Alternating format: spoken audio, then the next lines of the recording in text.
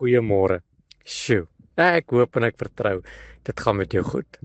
Nou vanoggend moes ek saam met Ilse gou ry, ek gaan laai haar by die werk af en sy sê ek is moeg vanmôre.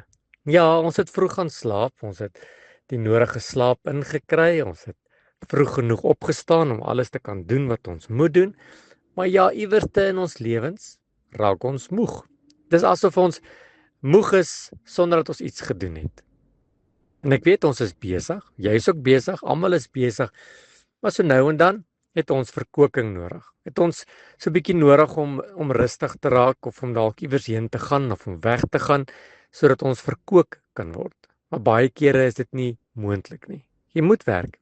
Daar moet dinge gedoen word en dit voel in ons gees en ons siel asof ons moeg is.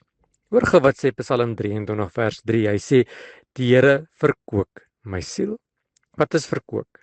Verkook beteken om nuwe krag te kry, om nuwe energie te kry, om herstel te word, om opgerig te word. Wanneer ons moeg is, dan sal ons sê ons het 'n bietjie verkoeking nodig. Die Bybel sê hier in Psalm 23 vers 3, hy sê dis die Here wat ons verkook. Die Here word hier voorgestel as 'n herder. In die lewe raak ek nie moeg, nie net fisies nie, maar geestelik en emosioneel. Ons raak teleurgestel. Sonde en bekommernisse en die druk van die lewe maak ons uitgeput, maak ons siel moeg.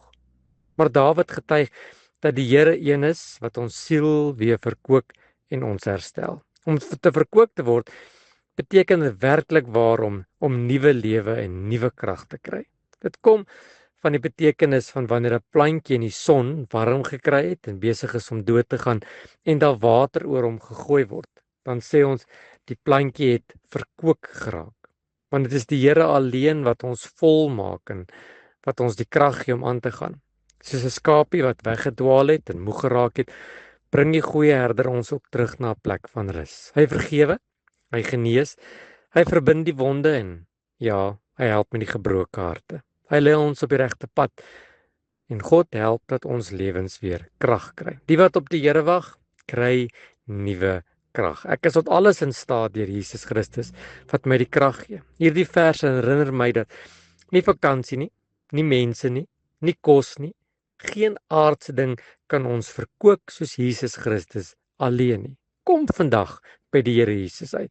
Jy wat moeg en swaar is, want sy woord sê tog dat sy juk is sag en sy las is lig.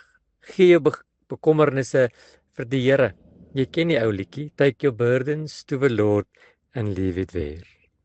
Spandeer tyd met God se woord. Spandeer tyd met die Here met gebed en jy sal vinnig agterkom hoe jou lewe weer nuwe krag kry. Sjoe. Here, ek het vanmôre baie dinge nodig. Maar ek het verseker vanmôre die verkoeking van die Heilige Gees en van Jesus Christus in my lewe nodig. My gebed is, Here, help my om vanmôre verkoop te word, soos U dit alleen kan doen. Amen.